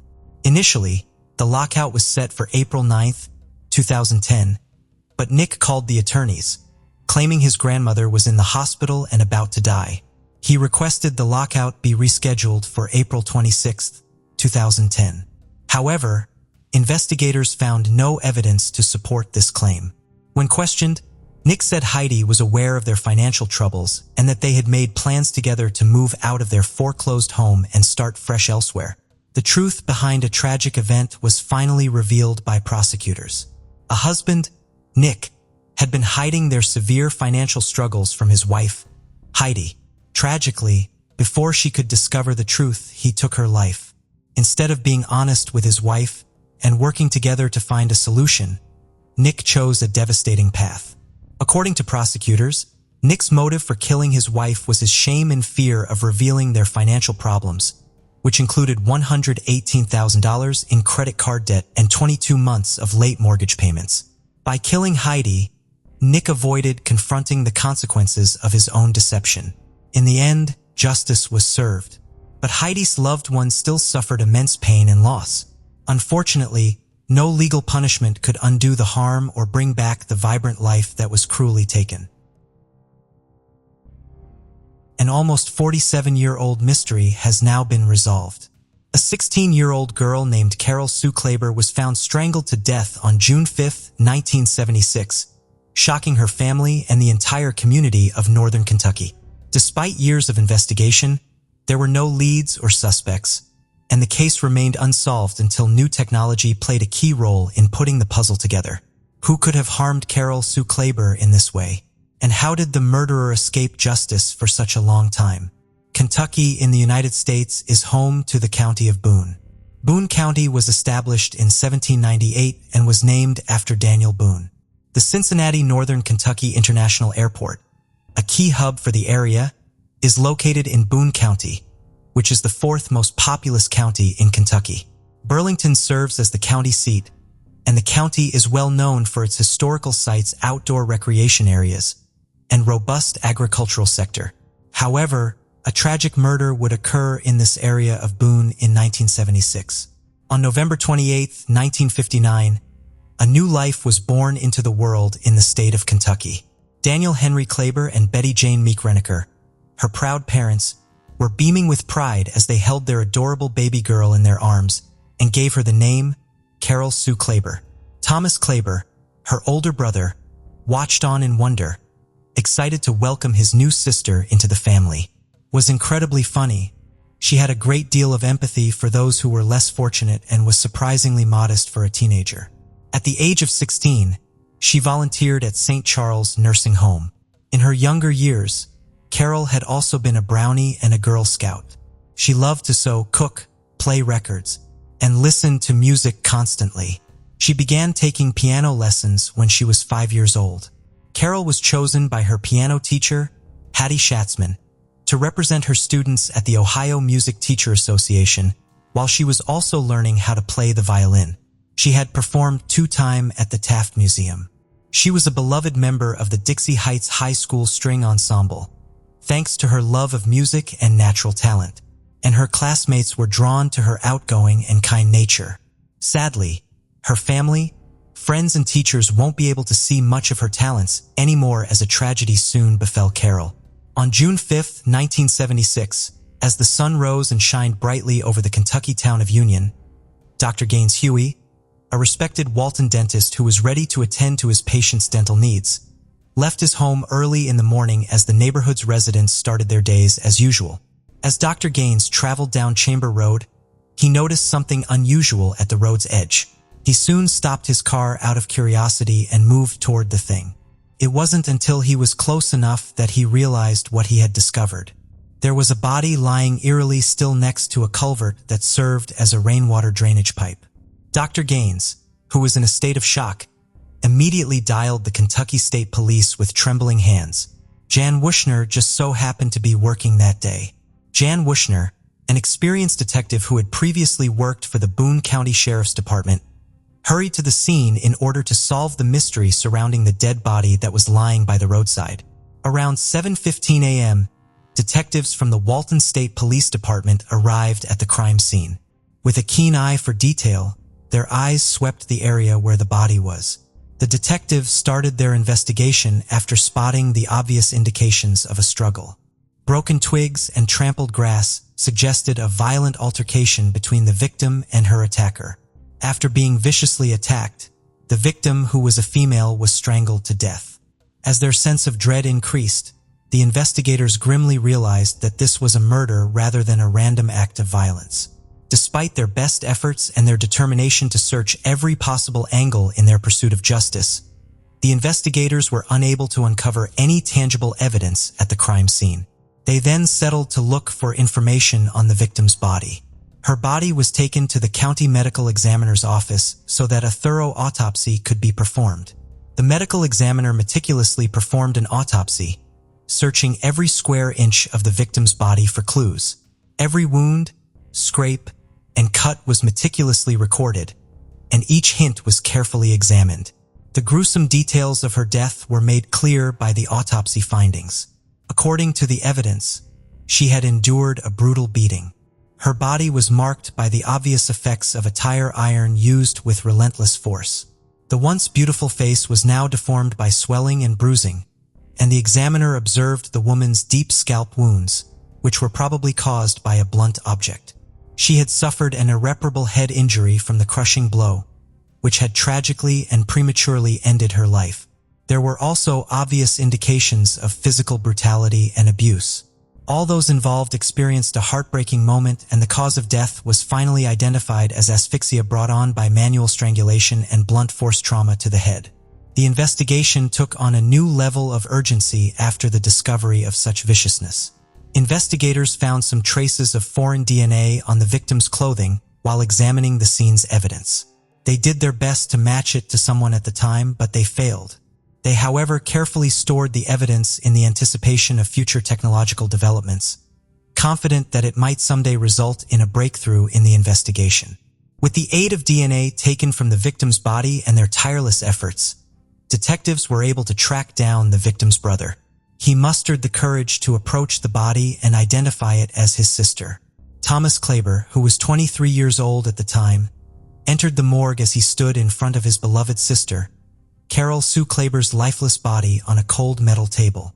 His face was dripping with tears, realizing that he would never again get to see his sister's radiant smile or hear her contagious laughter. The pain in his heart was unbearable. The investigators searched every possible lead as the investigation developed. They scoured the neighborhood, knocking on doors, talking to locals, and gathering any details that might shed light on the tragic incident. In order to understand Carol Sue Clayber's life and potential enemies better, they also dug deeply into her past and spoke to her family and friends. The investigators discovered that for the Clayber family, June 4th, 1976, was a typical day. Getting on her bike, Carol Sue Clayber, a 16-year-old carefree teen, got on her bike and pedaled around town with a smile on her face as the wind blew her hair. She said hello to the neighborhood residents, talked with friends, and enjoyed the warmth of the summer day. She has arranged to meet a friend at Zeno's Hyde Park restaurant later on in the evening. She left her house at 5:30 p.m., but as dusk fell, a young man driving a swanky Chevrolet Monte Carlo followed Clayber back to her house.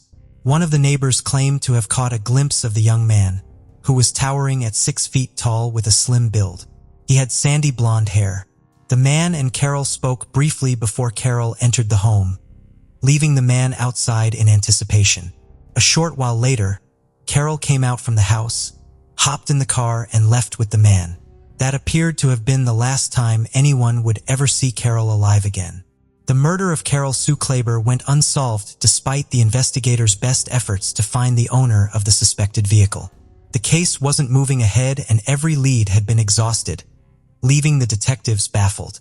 The case eventually became unsolved, and it remained that way for more than 40 years. A ray of hope appeared in the Carol Sue Clayber murder investigation after years of no progress. Coy Cox and Timothy Adams, two cold case detectives from the Boone County Sheriff's Office, gave the case new life in 2017. In their relentless pursuit of the truth and justice for Carol Sue Clayber, these two detectives teamed up with Jerry Keith, the first detective on the case, who had kept it so dear to his heart even after retiring. The trio used cutting-edge technology to work nonstop. In order to put together a fresh perspective on the tragedy that had baffled them for years, they painstakingly went through the old evidence, speaking with witnesses and sifting through leads. The two top suspects that Keith had earlier named were the focus of their initial investigation. The first suspect was a man with a history of auto theft, whose car had a startling resemblance to the one Carol was last seen in. The detective targeted this man and examined him closely in an effort to elicit any useful information from him. The man, who was a suspect in the investigation, denied any involvement in Carol's killing.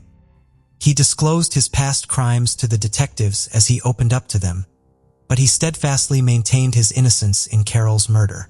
In order to compare his DNA to the DNA that was discovered in 1976 from the victim's clothing, the detectives collected his DNA.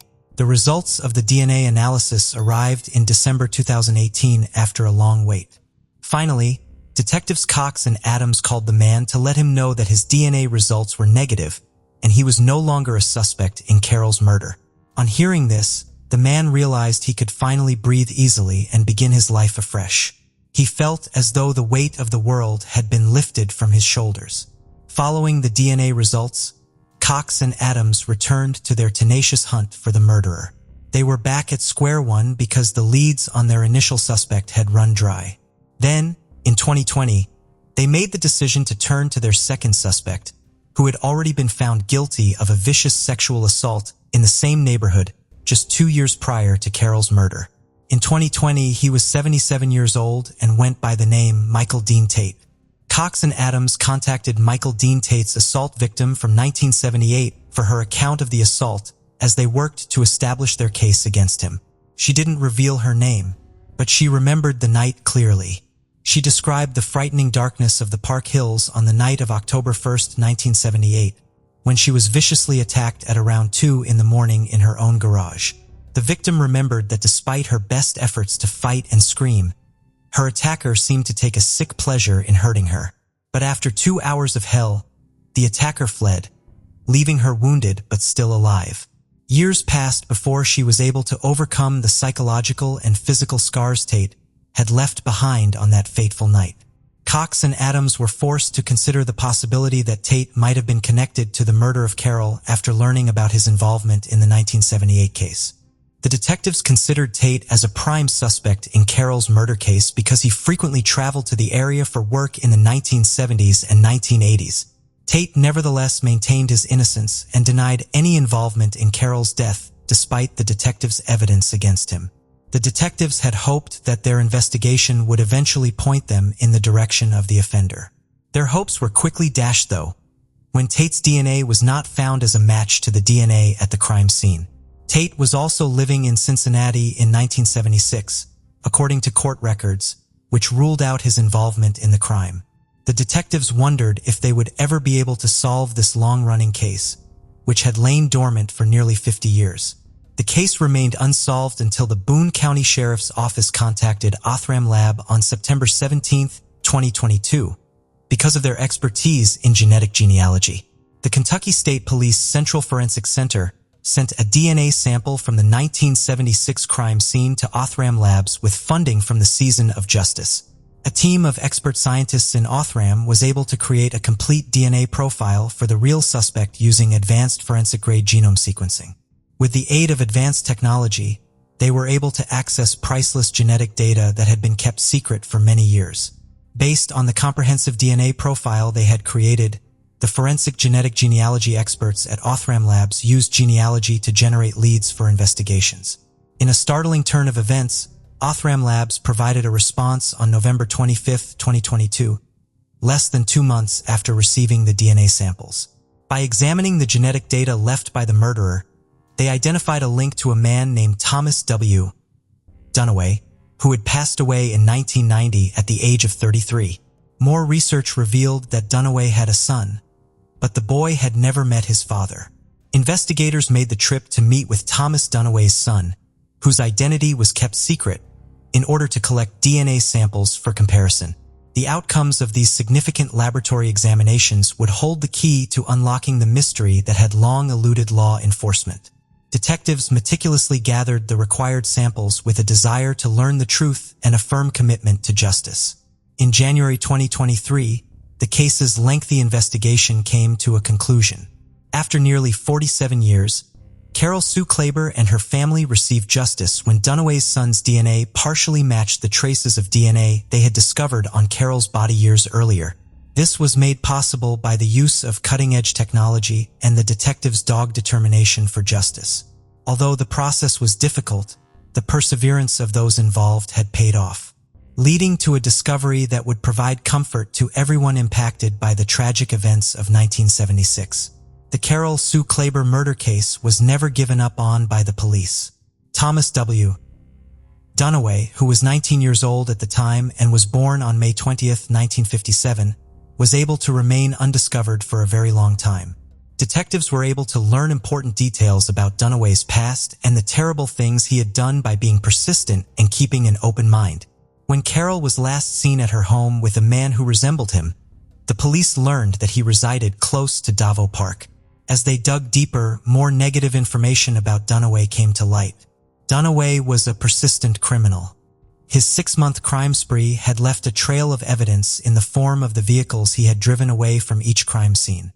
Just 6 months after Carol Sue Clayber's death, in December 1976, he was found responsible for another murder. So the horror did not end there. Ronald Townsend, who was only 19 years old, was discovered lying on the ground shot to death.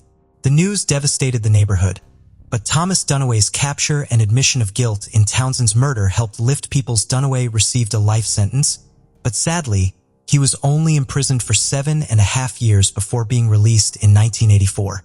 His release made the community wonder if justice could really be served. The terrifying pattern of violence and darkness that consumed Dunaway's life was revealed by Detective Coy Cox. Although Carol's murder may not have resulted in justice, the police were able to reveal the full scope of Dunaway's lethal and dangerous reign of terror. Ronald Townsend and Carol Sue Clayber murders both had unsettling similarities. Just a few inches from the road, both victims were left in full view as if the murderer were making a point. As the investigation progressed, authorities learned Dunaway was absent without leave from the army at the time of Townsend's murder. 9 days after Carol's murder, Dunaway had joined the military and was initially assigned to Fort Knox before being transferred to Fort Carson in Colorado. Thomas Dunaway, who had joined the military, couldn't seem to stay out of trouble. Dunaway had an unrivaled love for cars, but it ultimately brought him to ruin. He traded his beloved 1973 Chevrolet Monte Carlo for a striking orange Chevrolet Vega because he had an eye for a good deal. He had no idea, though, that the detectives looking into the murder of Ronald Townsend would be drawn specifically to this flashy car. Dunaway and his orange Vega were the targets of an all-points bulletin that the detectives relentlessly pursued. On the gloomy Christmas Eve of 1976, Dunaway was apprehended in South Carolina on suspicion of Townsend's murder and an unlawful possession of a firearm, putting an end to a long game of cat and mouse. The relationship between Carol Sue Clayber and Thomas Dunaway has investigators perplexed as they look deeper into the mysterious case of Carol Sue Clayber's murder. It's possible that Carol and Dunaway ran into each other when they were young and attended Erlanger-Ellesmer schools, but it's not clear how they ended up connected. However, in the midst of the confusion, Detective Coy Cox provided a crucial hint that might help solve the mystery. It's possible that Carol's love for the Vow Park led to a chance meeting with Dunaway. The park held a special place in Carol's heart. She had a reputation for being extroverted, so it's possible that's how she met him. Maybe they just happened to cross paths in the park, and as they laughed and shared stories in the calm environment, they became acquainted. There is no doubt that the park is significant to their relationship because Dunaway lived close to where Carol used to ride her bike. There was a mixture of relief and sorrow following the identification of Thomas Dunaway as Carol Sue Clayber's murderer. The news that Dunaway passed away on December 28, 1990 at the young age of 33 left the family feeling conflicted. even though the authorities consider the case to be closed. Even though the Clayber family is aware of the truth, justice still seems elusive to them. Thomas Clayber bemoaned that he couldn't help but wonder what justice meant anymore and wished he could have confronted Dunaway before his death. Thomas Clayber has been haunted by the memory of his sister's murder. He has carried this burden for almost 50 years, never being able to completely let go of the worry that his family might experience another tragedy. He calls his 28-year-old son, Daniel, late at night because he is so concerned about his safety. Like he lost his beloved sister, he is afraid of losing anyone else who is important to him. It's a fear that holds him in a vice-like grip and serves as a constant reminder of how fleeting life is and how vital it is to cherish the people we care about. The thought of disturbing his sister's final resting place was intolerable to Thomas Clayber. His heart ached at the thought of disturbing her peaceful sleep in order to find her killer. Thankfully, investigators discovered an alternate route. They succeeded in exhuming the body of Carol Sue's killer instead of her remains. The fact that his sister can finally find peace and the small victories are what matter most to Thomas. The recent court order for Detective Cox to exhume Dunaway's body for DNA testing is proof that his commitment to seeking justice knew no bounds. Detective Cox was prepared to face whatever challenges lie ahead. The procedure of entering the DNA into Cody's may be just the start of a new chapter in the pursuit of justice. After almost 50 years, Carol Sue Clayber received her justice. Lewis Kelly, the Commonwealth's attorney for Boone County, has declared the case closed even though her killer cannot be tried in a court of law. Detective Cox's eyes welled up with tears as he shared the bittersweet moment of telling Carol's brother that the murderer had finally been found after all these years. Even though the past cannot be changed, the satisfaction that comes from knowing the truth provides some solace in the wake of such a tragedy. After 46 years, Detective Coy Cox and his team have finally put Carol Sue Clayber's murder mystery to rest by mentioning Thomas W. Dunaway as the offender.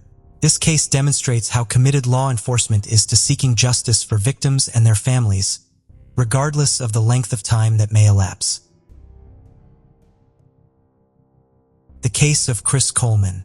Chris Coleman, a former Marine, met his wife Sherry, an Air Force member, while serving in the military.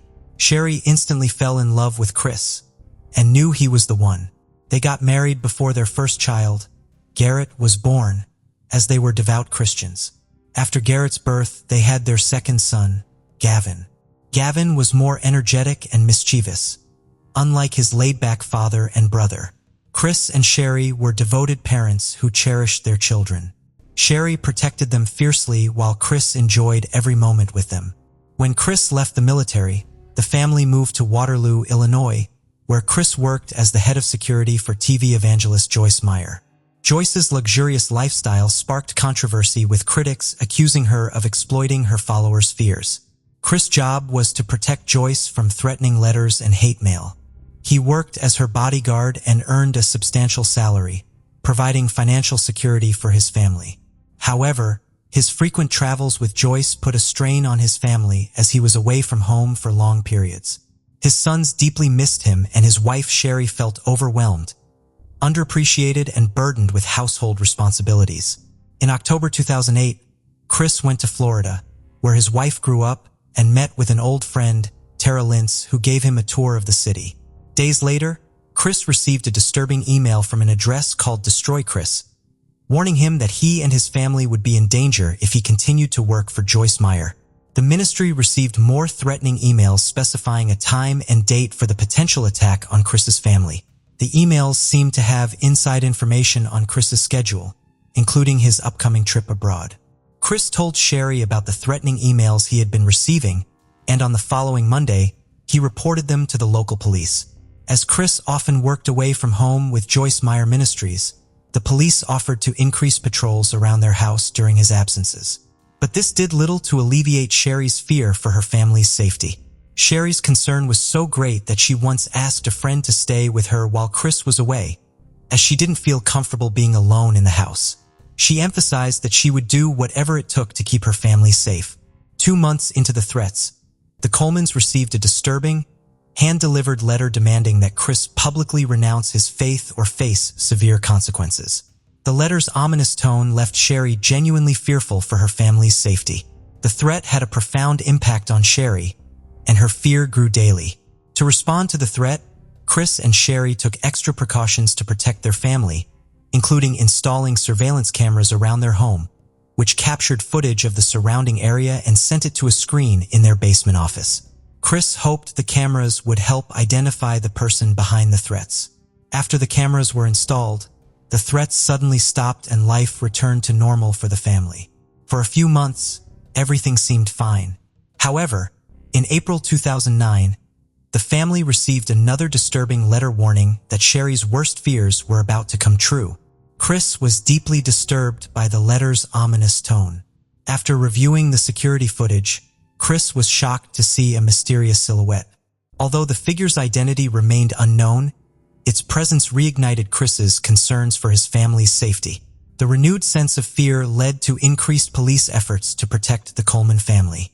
Detective Sergeant Justin Barlow from the Columbia Police Department took a particular interest in the case and offered to help the family. He set up video cameras to monitor the Coleman's driveway, but unfortunately, they did not catch the person behind the threats. On May 5, 2009, Chris went to the gym and then called his home phone to check on Sherry and the boys, making sure they were up and getting ready for school. Chris called for help, but no one responded. Concerned, he phoned his neighbor, Detective Justin Barlow, at 6:45 a.m.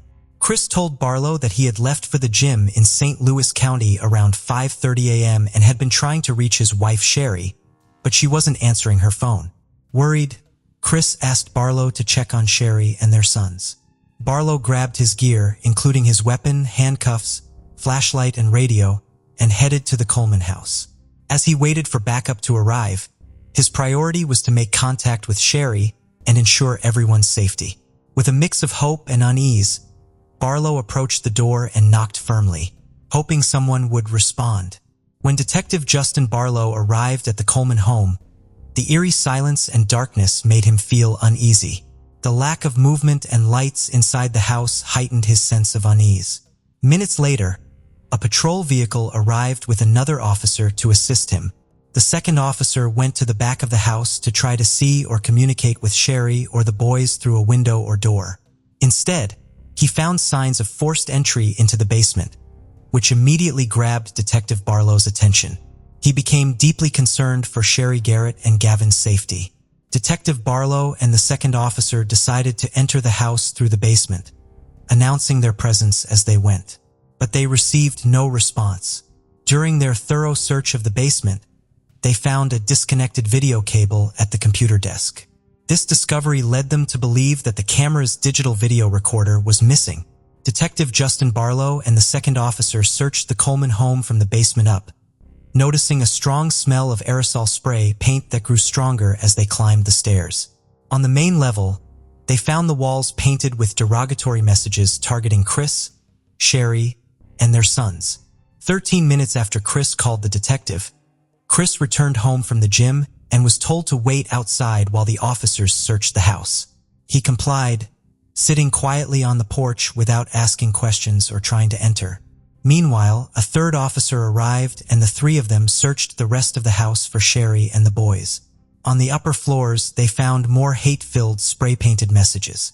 When they reached the second story, Detective Barlow entered the bedroom of Garrett, the oldest son, where he appeared to be asleep. However, upon closer inspection, the detective realized that Garrett was dead, with no signs of life and a cold body. Ligature marks around his neck indicated that he had been murdered. Detectives' minds were shocked when they found Garrett's lifeless body. Next door, the second officer entered to check on Gavin, and was horrified to discover the boy was also dead, strangled with ligature marks around his neck, just like his brother. The gruesome scene was made even more disturbing by an obscene message spray-painted on the bedsheets. In the master bedroom, the third officer found Sherry's lifeless body on the bed, her hair covering her face. It was clear she had been murdered. As the officer examined the room, he noticed Sherry's body had several bruises, indicating she had fought back and tried to defend herself and her sons. After discovering the bodies of Sherry, Garrett, and Gavin, detectives, including Justin Barlow, heard Chris enter the house, having waited outside for news about his family. Detective Barlow took Chris outside to give him some privacy to process the news. However, as the reality of the situation sank in, Chris's reaction was intense. He felt sick, collapsed, and curled up into a fetal position, unable to contain his emotions. The shock of the brutal murders was too much for him to comprehend. Chris was in disbelief that his family had been taken away in such a violent manner. In desperation, he tried to reach out to his father, Ronald, telling him that something had happened to Sherry and the boys. Ronald immediately realized that Chris was in shock upon receiving the news. Ronald was stunned by the tragedy that had befallen his family. The shocking news of the murders of Sherry Garrett and Gavin spread quickly throughout the community of Waterloo, Illinois, where the Coleman family lived. As the neighbors learned of the tragedy, they were left devastated and terrified. Chris expressed remorse for leaving his family alone to go to the gym. But when asked if he had any idea who might have committed the crime, he claimed to have no clue. Nevertheless, Detective Barlow noticed several suspicious behaviors during the interview. One red flag was Chris' lack of curiosity about the details of his family's murder, which seemed unusual given the gravity of the situation. The detective noticed Chris trying to hide scratches on his arms during the interview, even using a blanket to conceal them despite the warm temperature. The scratches were suspicious because they suggested Chris had been in a physical struggle, similar to Sherry's fight with her killer. When asked about the scratches, Chris claimed they came from installing a satellite dish the day before. He denied having an affair during the police interview, but did admit to a close friendship with Tara, a cocktail waitress and high school friend of his wife's who lived in Florida. Chris said his conversations with Tara were innocent, but wouldn't have been approved by his wife. He insisted he would never consider leaving his family for Tara. However, when detectives contacted Tara, her story contradicted Chris. She revealed that they had been having an affair since November 2008. Tara provided evidence from her phone and laptop, including emails, explicit pictures, and videos that exposed the true nature of their relationship. When detectives confronted Chris with the information Tara had provided, he admitted to seeing her more frequently than he initially told them. Further investigation revealed that Chris and Tara had a secret arrangement to meet at locations where Chris worked for Joyce Meyer. They would sneak away together, often to exotic destinations like Hawaii, to spend time together without their family's knowledge. Although Chris claimed that his relationship with Tara was not an affair, detectives found evidence on Tara's phone and computer that suggested otherwise. Tara had marked a wedding to Chris on her calendar, as well as planned vacations with him, indicating that she believed Chris intended to leave his family for her. The detectives were suspicious of Chris because the evidence contradicted his claim that his relationship with Tara was casual. Chris' father, Ronald, was shocked to learn about the affair, but he firmly believed that it was unrelated to the murders of Chris' wife and son. According to Ronald, Chris was a gentle person who was not capable of such brutal crimes. Ronald described Chris as a quiet individual who showed no signs of violence. However, the detectives thought that Chris's affair with Tara was a strong motive for the murders. Despite this, their initial investigation did not find enough evidence to charge Chris with the crime. After being questioned for 6 hours, Chris was released without being charged. Tara became a person of interest in the investigation, but she was eventually cleared as a suspect when it was discovered that she was in Florida on the morning of May 5, 2009, when the murders occurred. The Coleman family murders led to one of the largest murder investigations in Illinois history. A special team of 25 detectives was formed to catch the person who killed the Coleman family. They worked extremely long hours, often 20 hours a day, for 15 days straight, calling in experts to help with the case. One of their main goals was to find out who sent the hateful emails to Chris Coleman. They carefully looked at every threatening email sent to Joyce Meyer Ministries over the past year, which led them to investigate leads all over the country. The team tracked down and talked to every person who sent threatening emails, but none of them seemed to be responsible for the murder. A team of computer experts was then brought in to help investigate the crime. The detectives hoped they could find some digital evidence related to the murder. The computer experts started by looking at the email account, Dirus. They found that the email address was created on November 14, 2008, just a few days before the first threatening email was sent. One surprising thing they discovered was that the death threats sent to Chris Coleman's family came from Chris's own computer IP address. The detectives thoroughly examined the spray-painted messages at the crime scene and compared them to Christopher Coleman's handwriting to gather evidence. They took photos of the messages and collected handwriting samples from Coleman, which were then sent to a specialist for analysis. The expert's comparison of the two samples revealed a match, indicating that Christopher Coleman had written the messages on his home's walls on the day of the murders. Further analysis identified the specific brand and color of spray paint used, Rust-Oleum Candy Apple Red. After learning that Chris Coleman had bought something from a hardware store just days before his family's murder, a detective contacted the store's manager. The manager confirmed the purchase and revealed that Chris had bought Rust-Oleum Candy Apple Red spray paint, the same type found at the crime scene. This discovery was crucial because it established a link between Chris and the murder. The timeline of the murder was also important. Chris initially claimed to have left his house around 5:45 a.m.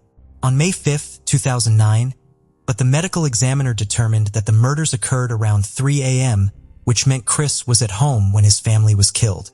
2 weeks after the bodies were found, Chris Coleman was arrested and charged with 3 counts of first-degree murder. The prosecution argued that Chris's motivations were greed, selfishness, and narcissism, and that he wanted a fresh start, but his family was standing in the way. In April 2011, Chris Coleman stood trial for the murders of his wife, Sherry, and their 2 sons, Garrett and Gavin. The prosecution argued that Chris killed his family to be with another woman, Tara, as he would lose his well-paying job with Joyce Meyer Ministries if he divorced Sherry, since the organization does not condone divorce. Chris's defense attorney claimed that an intruder entered the Coleman's home on May 5, 2009, and committed the murders. However, 2 years later, on the anniversary of the murders, Chris was found guilty and sentenced to life in prison without parole, despite being eligible for a death sentence. The judge's decision was influenced by the recent repeal of the death penalty in Illinois, which would take effect a few months later. Sherry's loved ones wanted to keep her, Garrett and Gavin's memory alive and decided to raise funds for victims of domestic violence, a cause close to their hearts. 2-year-old Mary Agnes Moron disappeared in the bustling city of Chicago on a chilly day in November 1930. Her disappearance baffled authorities for 93 years, and her family members were left devastated. This case of decades-lost child is confusing. Mary Agnes Moron's enigmatic disappearance made international news for years. False leads and pointless discoveries failed for almost a century to locate the child and reunite her with her family. But over time, the puzzle's pieces started to line up. Mary Agnes Moron's case remained unsolved despite numerous DNA tests, suspicious letters, sighting reports, and reported sightings until 2023, when a Californian woman came forward with the solution to the long-standing puzzle. Stay with us as we reveal the shocking details surrounding Mary's disappearance and the surprising turn of events that resulted in the resolution of her case. Mary Agnes Moron was born to Catherine and Michael Moron in Chicago, Illinois, on May 9, 1928. In the depths of poverty during the Great Depression, they were a family struggling to get by. Mary had a younger sister named Anastasia, who was only 11 months old at the time. Mary and her family lived in an apartment on the 2nd floor above a supermarket at 5200 Wentworth Avenue. Michael Moron distributed handbills to earn his meager weekly salary of only $15. The Morons were having a difficult time. In the midst of their financial struggles, one of Catherine Moron's relatives became interested in the family story. This relative took the initiative to get in touch with a welfare organization, and as a result, an advertisement about their financial struggles was publicized. Shortly after, Edgar Gilpin, a self-described male nurse and philanthropist, responded to the advertisement on May 13, 1930, on a Wednesday night. He offers Michael help in the form of a suit and some shoes. Since the addresses of families in need were kept secret from the public, the family accepted the offer through the welfare organization. But due to a small error, a mysterious woman learned the Moron family's address. They had no idea that this seemingly insignificant mistake would trigger a tragic chain of events that would alter their lives for good. On May 14, 1930, Catherine Moroni, who was 17 years old at the time, was at home by herself with Mary Agnes and Anastasia. She heard a knock at the door as she was mopping the floor. When she goes to answer the door, a nicely dressed woman who identified herself as Mrs. Henderson and claimed to be a representative of the social worker who had seen the Moroni family's advertisement for assistance, was standing at the doorstep. She had just brought inside some groceries she had bought from the downstairs grocery store for $2.55.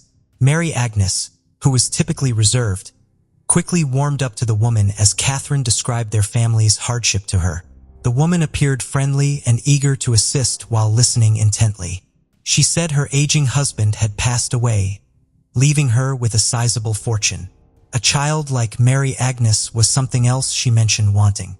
She then requested that Mary Agnes be temporarily taken to California with her while assuring Catherine that the young girl would be as chubby as a butterball. Catherine struggled to overcome her unease. She politely turned down the woman's offer, and the woman seemed to have accepted the mother's decision. The woman soon left and assured Catherine she would be back the following day. Catherine asked for her name, and the woman reluctantly identified herself as Julia Otis. Julia gave Catherine $2 and 2 books before she left as a sign of support. The next day, on May 14, 1930, even though it was raining, Julia Otis went back to the Moroni's house. She brought fresh baby clothes this time for Catherine, who was at the time expecting her 3rd child. Later, it was found that Julia had bought these clothes from a department store with a brand new $50 bill. She offered to drive Mary Agnes to a clothes-buy shop so she could buy new clothes and shoes, and claimed to have found her father a better job. Catherine reluctantly agreed to let Mary Agnes go with her because she was appreciative of the woman's generosity and thought of her as a blessing. Julia Otis took little Mary away and left in spite of her sobs and tantrums. The two, however, disappeared without a trace. Catherine and Michael turned to the police for assistance as they searched desperately for their beloved daughter. They searched for traces, but none were discovered. On the same evening, an elderly man in shabby clothing who claimed to be a welfare worker showed up at the Moroni home. Catherine reported him to the police because she was uncomfortable with his presence. The men tried to stop her from making the call through to the police, but failed and eventually ran away. He was never identified or found. Julia Otis was described by Catherine as a pleasant and attractive woman, around the age of 22, standing at around 5 feet 2 inches tall and weighing 125 pounds. She spoke with a refined voice and had visible front teeth. Julia was dressed in a gray suit, a gray lace hat, a pearl necklace, and a jeweled wristwatch when they last saw each other. At around 8 p.m. the following day, on May 16th, a letter from Julia Otis arrived at the Moroni residence. The letter was written on letterhead, and the postmark on it showed that it was delivered at 4:30 p.m. It came with a $5 bill and was delivered via special delivery. The letter read, "Please don't be alarmed. I have taken your little girl to California with me. I have hired a special nurse to care for her. We'll be back in 2 months. By that time, you will be on your feet again and will be able to care for her. She didn't even cry a bit. She is outfitted like a princess. In the meantime, I'll help all I can to get you on your feet. Don't worry about anything else. When you get this letter, we'll be on our way already. As ever, Julia Otis." The authorities examined the letter and found that there were deliberate attempts to make the writing appear illiterate. Could the letter's author have been hiding their true educational background on purpose? As word of the letter spread, witnesses soon came forward with stories of a woman who resembled Julia's description. A young girl who resembled Mary Agnes and the woman were spotted together at a store. A witness saw the woman dictating a letter to a store employee. The Morones got a second letter from someone named Alice Henderson 2 weeks later. She claimed to be Julia Otis's cousin. Alice stated in her letter that Julia had lost both her husband and her child the year before, and so, she had been craving love since her tragic loss. Alice expressed her wish for Julia to change her mind and give Mary Agnes back. She then ceased all correspondence with the family. Authorities eventually found that both letters had identical handwriting. For days after Mary Agnes was kidnapped on May 19th, Catherine Moroney took matters into her own hands and asked a judge for a warrant, accusing Julia Otis of abducting her first fruit. Both the public and law enforcement were puzzled by this mysterious woman's abduction of Mary Agnes Moroney. In an effort to find any indication of the two boarding a train, the police searched all of Chicago's railroad stations.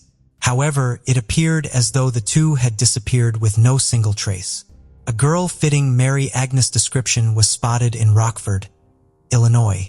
On July 23, 1931, a 3-year-old white girl who resembled Mary Agnes in terms of tan skin, blonde hair, and blue eyes was seen in a cart being pushed by an elderly Native American woman named Martha Thompson. When the Morones were notified and showed up to identify the girl, Martha claimed that the girl had been abandoned by her mother, whose name was Florence Fuller, and that she was on her way to join a circus with the child. The young girl, according to Catherine, was not Mary Agnes. Catherine gave the girl a thorough examination. She made sure she wasn't her daughter by inspecting her teeth and body. Both parents were inconsolable when it dawned on them that the girl wasn't Mary Agnes. One thing that set Mary Agnes apart from the girl from Rockford was the red mark on her arm. The case of Mary Agnes' disappearance eventually became cold because the investigation yielded no meaningful leads. In the coming years, the Moroney family welcomed another child whom they named Catherine into the world. They then had the good fortune to welcome 5 more boys named Michael Jr., Patrick, George, Harold, and William. When other kids went missing, the media frequently ran stories about Mary Agnes, keeping her name in the public eye. When Chicago Daily News reporter Eden Wright came across a picture of the Moroney family, he noticed something important. All of the family members looked alike, which gave him the idea for a story. In an effort to get someone to recognize Mary Agnes, the Chicago Daily News worked with the California newspaper to publish photos of the Moroney family.